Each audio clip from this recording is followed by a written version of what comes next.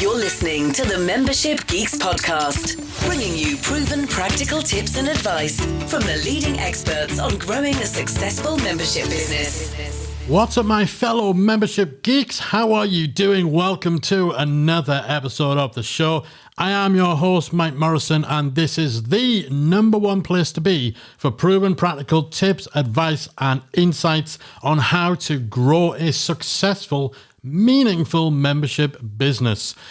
Thank you for joining me today. I do hope you are doing well and everything's going fantastic in your membership. If this is your first time listening, welcome to the show. Be sure to hit that subscribe or follow button in your podcast app because I guarantee you're not going to want to miss a single installment of membership wisdom, and you're probably going to want to dive into that archive of 380 plus episodes because there's a lot of gold in those archives, and it's 99% all still relevant today as it was when it was first recorded, going all the way back to 2015. 2015, can you believe it? Almost a decade of dishing out membership tips. And from the feedback we get on the show, you're not sick of the sound of my voice just yet. So, yeah, that's great. And if you are a long-term listener, whether you've been with us since 2015 or just since last week, you know that I love and appreciate each and every one of you. And I'm so grateful for every second of time and attention you give to the show. And I truly do hope that it helps you in your lives as membership owners. Okay, speaking of which, we're going to talk about ways in which you as a membership owner can stay ahead of the competition, stay at the forefront of your industry, and keep your finger on the pulse of what's happening, what's relevant, and ensure that you're using that to fuel what you do in your membership. Because it's so easy to become stale. It's so easy to become complacent, to rest on your laurels. Because what happens is when you start a membership, you go from becoming a pianist, a bass player, a marketing coach, a crocheting fanatic into being a membership business owner. Yes, you'll still have all of that stuff, but when running a membership becomes the center point of everything you do, you will reach a point where you are a business owner, an entrepreneur, a membership owner first, and a whatever it was you were before second. I'm certain there will be people listening shaking their head saying, nope, I've been running my business for years, that is not me. Might be true, but it's rarer than you might think that people kind of stay true and stay pure in their hobby, their passion, and that it's not in some way eclipsed by the fact that they are now running a business, running a membership around it. And it's not just something that happens with memberships. You know, a lot of people say that you should start a business based around what you love, but the downside of that is it then becomes a business. It then stops being a hobby. It then stops being a passion and becomes a vocation, a day-to-day operation. And when that happens, you need to be perhaps a little more vigilant and a little more purposeful in ensuring that you keep that passion, you keep that energy, that interest, and you don't stray too far away from your target audience. And even if you want to make sure that you are thinking about the business strategy more than thinking about knitting patterns or something like that, from a strategic point of view, staying close to the pulse of what's going on is strategically advantageous. So there's 5 ways that you can do that when you are a membership owner and have less time and perhaps just have less enthusiasm. Let's face it, if you're creating content all day about this topic, you might not then have the enthusiasm when work is done to go off and actually indulge and participate in that area as a pastime, right?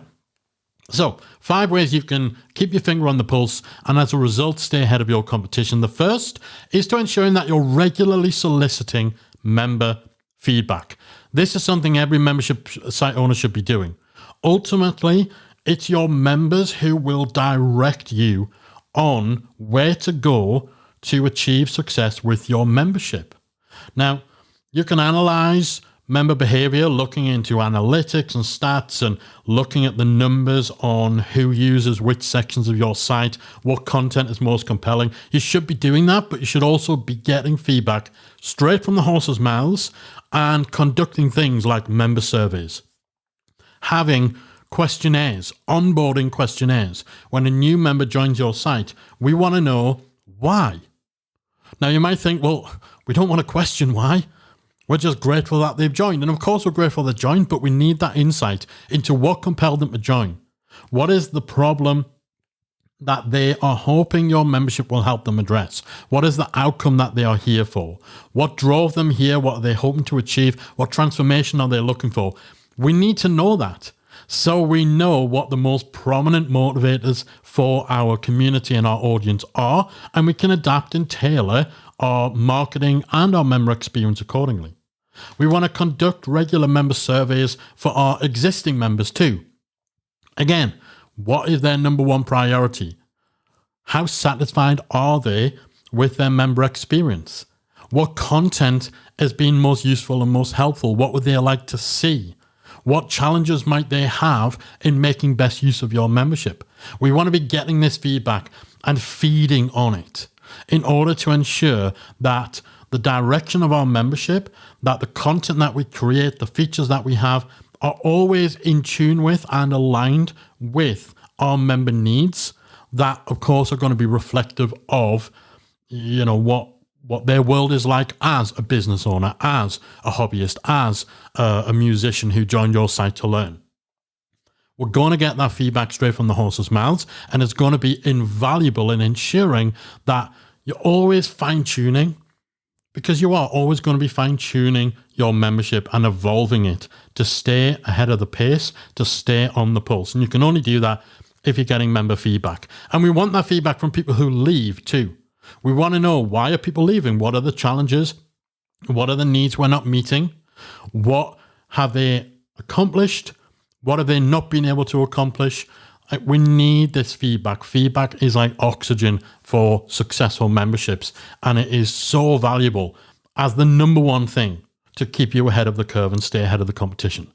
Number two is being active in your own community. Every membership owner who has a community section, if you have a forum or a Facebook group or a community area, if you're using a platform like Circle, you need to make sure that you show up and serve within that community for a variety of reasons. First and foremost, if you don't show up and participate in your own community, why would anybody else? It's like, if you're a chef who won't eat your own food, why would anybody else? It should be somewhere that you're excited and enthusiastic about being, and as a result, that will elicit excitement and enthusiasm amongst your member base too. But there is that strategic advantage that comes from it.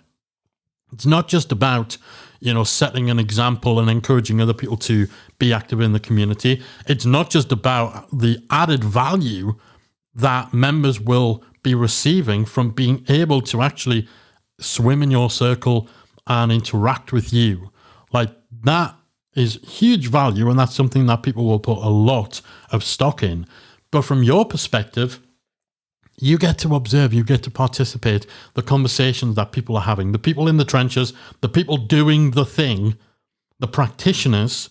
You get to actually have that direct line into what their fears are, their concerns are, their problems, their challenges. What do they get excited about? What are they a bit muted about?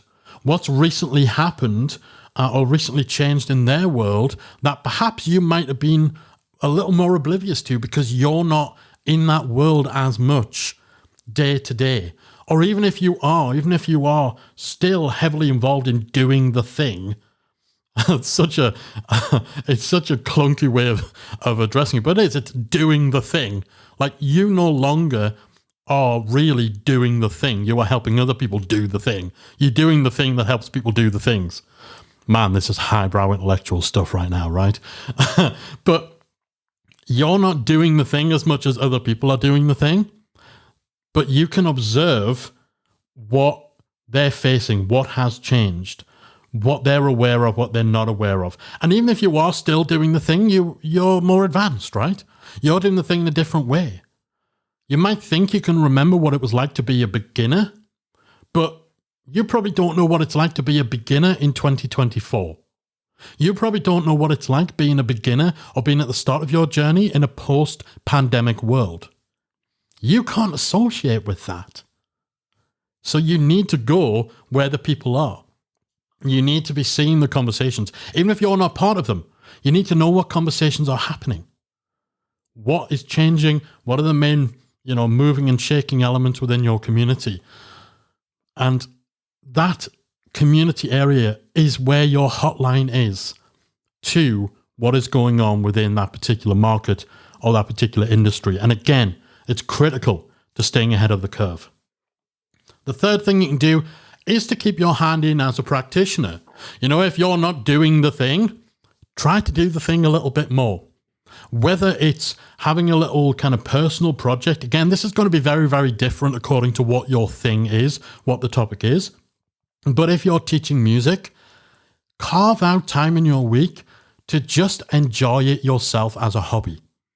Because what will probably be happening is the majority of the time that you're, playing your bass guitar or playing piano or playing drums, now the majority of the time you're doing that will likely come with a purpose connected to your membership, connected to your business.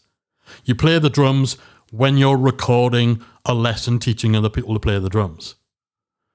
Make sure that you're also carving out time to just play them for the sake of playing them, to learn a new song, to start a new crafting project, to write a little story that you're not going to share with anyone. You're not going to put it on social. You're not going to create a course or a workshop or a tutorial in your membership. You're just doing it for you.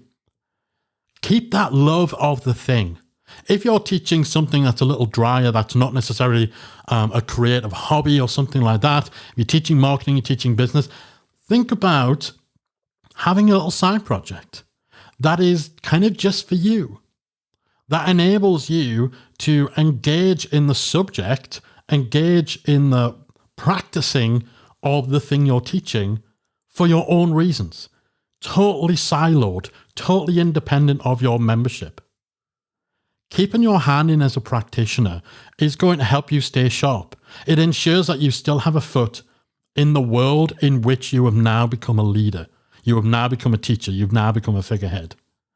If you're a website developer, build a little personal project. Have a little hobby website that is just removed from everything you're doing. If you teach people podcasting, start a podcast that is just on a passion of yours. That is not a podcast about podcasting strategy. My good friend Mark Asquith from Captivate FM, who, by the way, are the hosts for this fantastic podcast, and they are phenomenal. Like, Mark has great podcasts around Star Wars because he loves Star Wars. The only reason he has that podcast, he loves Star Wars. He loves talking about Star Wars. He has a podcast about golf that he recently started because he's really gotten into golf. And that's it. That's the reason he has that podcast. He doesn't use that podcast to then plug at the end and say, oh, by the way, we host podcasts. And if you want to start a podcast like this, no. He does it for the love of it. He does it for the passion of it.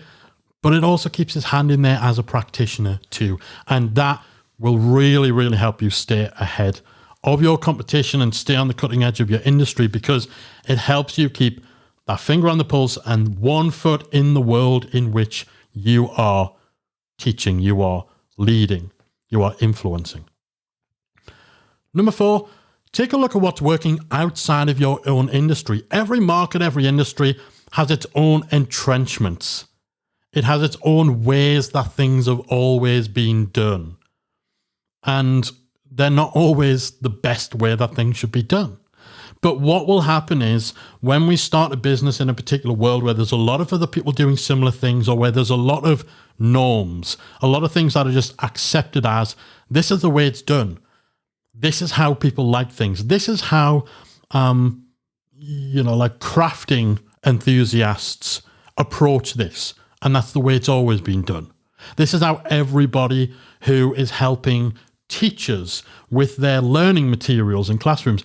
This is how it has to be approached because this is just how it's done. This is what they expect. And so everyone then falls in line and the entrenchment gets deeper. People just keep doing the things they've always done because that's the way it's always been done and that's the way everyone else is doing them. Sometimes if you want to really push ahead of the pack, you need to look outside of that bubble. You need to get outside of the box. You need to get outside your comfort zone and you need to push some of your audience outside of that comfort zone too. So pay close attention to what's happening outside of your own industry. If you're researching or you're trying to get inspiration for ideas on how a membership within your market can be successful, don't look at other memberships within your market exclusively. Look at other memberships in a variety of topics that are impressing you and think, what can I potentially do to adapt this approach and make it work within my industry? And it doesn't just have to be about memberships. Everything, podcasting, video marketing, content marketing, blogging, the way people are using social media. There might be things that are tried and tested that are almost commonplace in one particular market or one industry, but that nobody is doing within your market. But you can see that it is something that works. You can see that it's something that's effective. It's just no one in your market has cottoned onto it.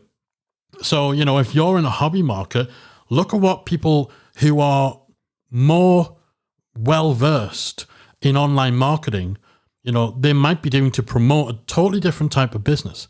Like people who are selling online marketing services or social media consultants, how are they using social media? Is it something that people just aren't yet doing in your industry? Can you adapt this thing from one place into your place? There's going to be a lot of trial, a lot of experimentation, but looking at what's working outside of your industry is going to give you a much, much wider source of inspiration, source of ideas, and a much greater chance that you'll strike onto something that other people, your competitors and other people in your industry simply aren't doing because they're so deeply dug in to the way things have always been done within your particular market. Step outside of that bubble and that will help you stay ahead of the curve. And finally, and I kind of touched on this in the last point, join other memberships. Join other memberships. It's such a simple and obvious thing.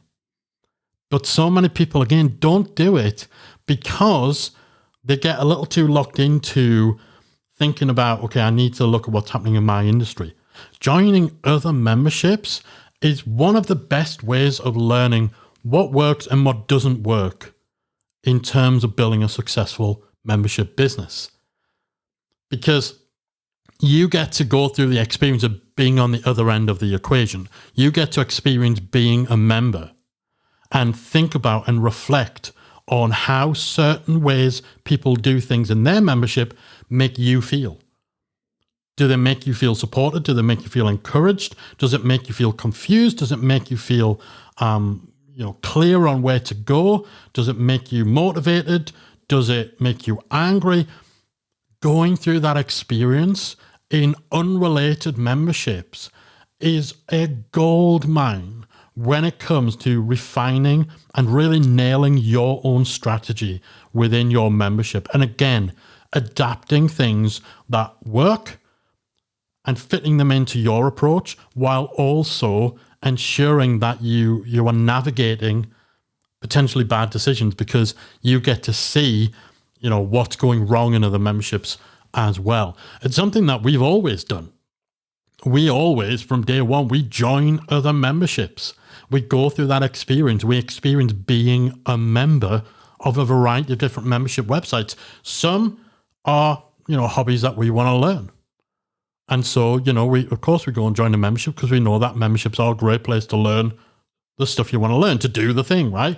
But some will go in and we'll be members of other memberships as a learning experience, to stay sharp, to stay ahead of the curve. In fact, inside Membership Academy, we have a whole series called Membership Insider, which is literally me joining other memberships, hitting record on my screencast software, and kind of just in real-time stream of consciousness, recording my reaction, my thoughts, my analysis of everything that happens during that process. So it's not like a reflective look at these experiences, and sometimes that has unintentionally comical results because I'm a little less filtered when I'm actually going through it in real time. But again, the learning experience is immense, and we're able to pass those lessons on to other people in what we do.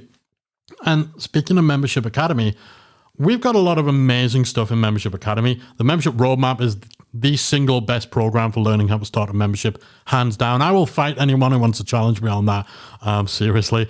And Membership Growth Matrix is just phenomenal. It's cutting edge, proven framework for growing your membership, all that good stuff. We've got the absolute best program, the best offering, the best content for anyone looking to build, launch, grow a successful membership. However, we quite often find, and this is backed up from member feedback, that some of the biggest learnings come simply from being a member of our membership and seeing how we do it ourselves. And people tell us this: love your content, it helped me do X, Y, and Z. But actually, the real gold is just learning how you do it, watching what you do, and adapting the things that I love about being in your membership into my membership. So people get as much value, if not more, from just sitting back and watching what we do as they do from all the great content and features and coaching support and everything that we provide.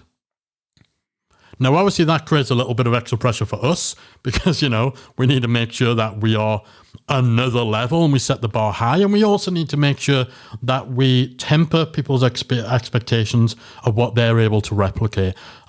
Because, we have to remind people, listen, your membership doesn't have to be at the heights of ours because you don't have that spotlight on how good your membership is, if that makes sense. If you are the leading expert in online memberships, your own membership needs to be pretty incredible, right?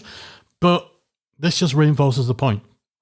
Joining other memberships, experiencing being a member and learning from how they do things, both good and bad, that is going to help you get endless inspiration and ideas for evolving and iterating and refining your own strategy, your own approach. And this is going to help you stay ahead of the curve, stay ahead of the competition, stay at the forefront of serving your audience with your membership business. All right, so those are 5 ways that you as a membership owner can stay ahead of the competition. Number 1, regularly solicit member feedback. It is the lifeblood of any successful membership, or indeed any membership that wants long-term sustainable success. Never reach a point where you assume you know better than your entire member base. You always need to be soliciting and feeding on that member feedback. Number 2, be active in your own community. Not only does it show a good example and encourage others to show up, but that is a direct line to the people you are serving. Observe, watch their conversations. What do they care about? What are they struggling with? How can you utilize that to better serve them and to stay ahead of things? Number 3, keep your hand in as a practitioner. Find a way to keep doing the thing. Not everything you do around your topic needs to have a monetary or a business aspect to it. Deliberately carve out some time to just do the thing for the love of the thing. Number 4, step outside of the bubble, get out the comfort zone, get out of the box and look at what's working outside your own industry. There is a whole world of untested, untried strategies within your market that other people are doing successfully in totally unrelated areas that you can adapt to your own industry to give you an advantage. And the biggest advantage comes from number 5, joining other memberships to see how they're doing it. Learn the good, learn the bad, learn what resonates with you, and experience being a member so you can take that experience back to your membership, improve things, refine things in ways that are going to always have you at the absolute cutting edge of your market with your competitors miles away in the rearview mirror. All right, I do hope today's episode has proven useful to you. Hopefully it's given you a bit of food for thought, a bit of inspiration. And if you want to see how we do our thing, get yourself over to membershipacademy.com. Not only is it where we do our best work, but also, You're going to learn so much from just coming and just sitting back and watching what we do. Chances are, though, you're not going to do too much sitting back because we've got an incredible community and a wealth of tools, resources, discounts, templates, workshops, training on everything that you need in your journey through launching a brand new membership to running, scaling, and growing a successful membership for the long term. It's all in there. But yeah, you're going to also learn a lot just from seeing what we do in there as well. All right, that is it from me for this week. Thanks again so much for hanging out with me. I do hope you found today's episode useful. I'll be back again very soon with another installment of the Membership Geeks podcast. Bye for now. If you enjoyed this week's episode of the Membership Geeks podcast, we invite you to check out membershipacademy.com. Membership Academy is the original membership about memberships, and it's the essential resource for anyone at any stage of starting, growing, and running a successful online membership business. Whether you're still trying to figure out what your idea is going to be and you need some help making it a reality, or whether your website is already up and running and you're looking for ways to grow and attract new members, then Membership Academy can help you to get to the next level.